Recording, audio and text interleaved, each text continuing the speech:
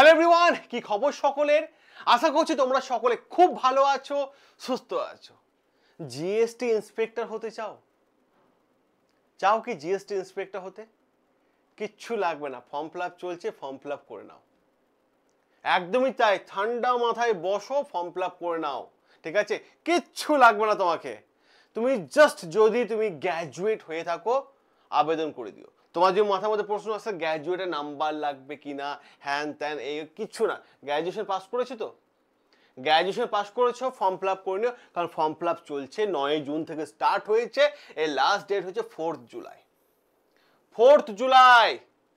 আর GST inspector ভ্যাকেন্সিও অনেক বেশি থাকে, দেখো ভাই, আজকালকার দিনে সরকারের অনেক জিএসটি ইন্সপেক্টর দরকার। কারণটা কি, জিএসটি এখন সব জায়গায় চলে এসেছে, ঠিক আছে না? যেখানে যাবে সেখানে জিএসটি। তো জিএসটিতে প্রচুর ভ্যাকেন্সি, আরো ভ্যাকেন্সি আসতে চলেছে ভাই। শুধু অল্প সংখ্যক ভ্যাকেন্সি নয়, জিএসটি ডিপার্টমেন্ট বিশাল বড় ডিপার্টমেন্ট, আরো ভ্যাকেন্সি কিন্তু জিএসটিতে আসতে চলেছে। তো আমি বলি, জিএসটি ইন্সপেক্টর হতে গেলে প্রথমে কোন পরীক্ষা দিতে হয়? SSC CGL. Clear? SSC CGL পরীক্ষা যদি তুমি দাও, তাহলে তুমি অবশ্যই জিএসটি ইন্সপেক্টর হয়ে যাবে। হ্যাঁ, অবশ্যই কোয়ালিফাই করতে হবে তোমাকে। দেখো, যদি সবার প্রথম দেখো, এই দুটো প্যাটার্নে পরীক্ষা হয়। ক্লিয়ার? টিয়ার 1, টিয়ার 2। টিয়ার 1 হয় 200 মার্কসে, ঠিক আছে, এটা কোয়ালিফাইং পেপার। ক্লিয়ার? টিয়ার 2 হয় 390 মার্কসে, ঠিক আছে, এটার উপর মেরিট লিস্ট তৈরি হয়। কম্পিউটার টেক্সট আছে, ঠিক আছে, কম্পিউটার আছে 60 মার্কসে, এটাও কোয়ালিফাইং পেপার, ঠিক আছে, এটার জন্য এটার নাম্বার মেরিট লিস্টে অ্যাড হবে না। টাইপিং টেস্ট আছে 28টা ওয়ার্ড পার মিনিটে, ঠিক আছে, কম্পালসারি এটা। তারপর ডকুমেন্ট ভেরিফিকেশন, তারপরে নো ইন্টারভিউ। এই যে জিএসটি ইন্সপেক্টর, পুরো ভিডিওটা এ টু জেড, হ্যাঁ ঠিকই দেখছো, এ টু জেড দেখো। ক্লিয়ার?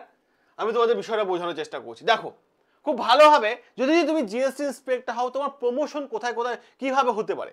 দেখো, 7 থেকে 8 বছর পর পর ডিপার্টমেন্টাল এক্সাম হয়। ক্লিয়ার?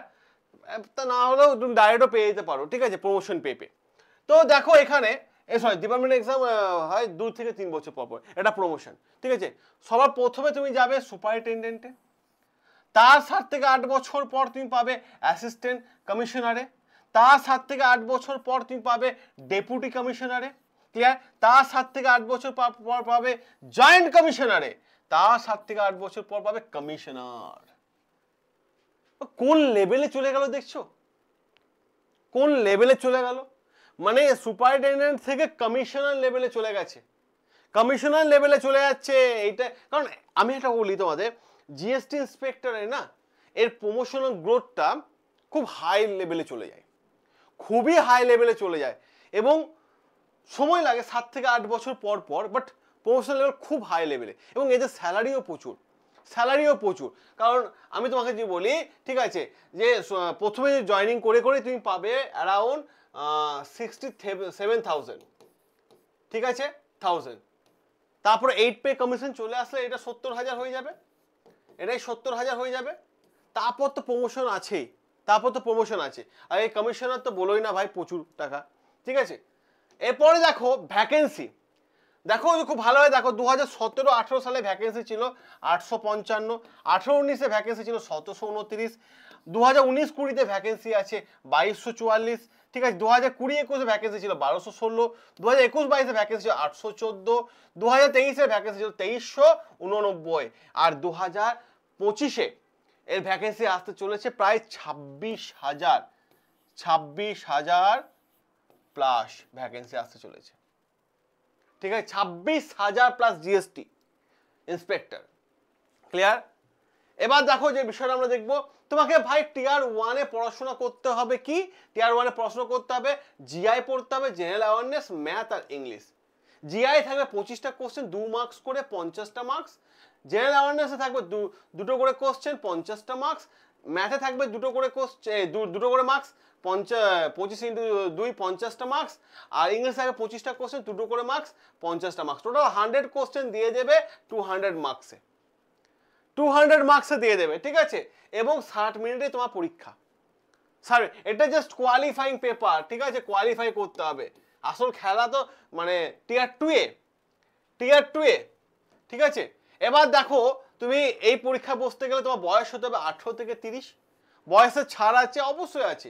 এসটি এসসিদের বয়সের ছাড় হচ্ছে 5 বছর, আর ওবিসিদের বয়সের ছাড় হচ্ছে 3 বছর। ক্লিয়ার?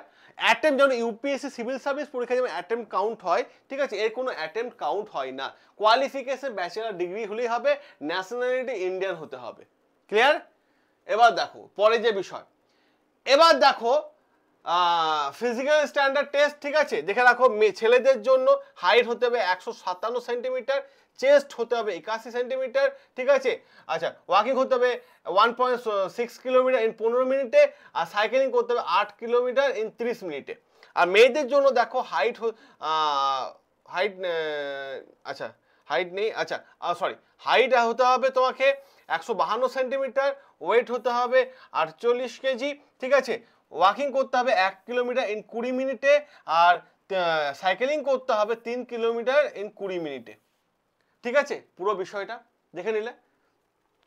এবার দেখো যে বিষয়টা আমরা বলবো সেই বিষয়টা হচ্ছে যে ভাই এই যে আমি সবার প্রথমে স্লাইডিংয়ে চলে যাই, আমি ওখানে একটা কথা বলতে ভুলে গেছি, মনে পড়ে গেল। এই যে 390 মার্কসের মধ্যে এর কাট অফ মোটামুটি ধরে রাখো 310, মানে 80% কাট অফ, 80%। একটু ভালো করে পড়াশোনা করলেই চাকরিটা পাবে। অনেকে বলে সিজিএল অনেক চাপ, আপনি জ্ঞান দিচ্ছেন। ভাই কোন চাকরিটা পাওয়া আজকাল সহজ ভাই? কোন চাকরিটা? কোনো চাকরি সহজ না, রাতারাতি কোনো চাকরি হয় না। যাই হোক না কেন, এটুকুই বলবো, তোমরা যদি এসএসসি সিজিএল এ সম্পূর্ণ ফ্রিতে ক্লাস চাও, অবশ্যই কমেন্ট বক্সে কমেন্ট করে জানিও, আমরা তোমাদের ফ্রিতে ক্লাস দিয়ে দেবো। ক্লিয়ার? সকলে ভালো থেকো, সুস্থ থেকো, সাবস্ক্রাইব করো না বন্ড স্টাডি। বন্ড স্টাডি তোমাদের সাথে আছে, তোমাদের পাশে আছে।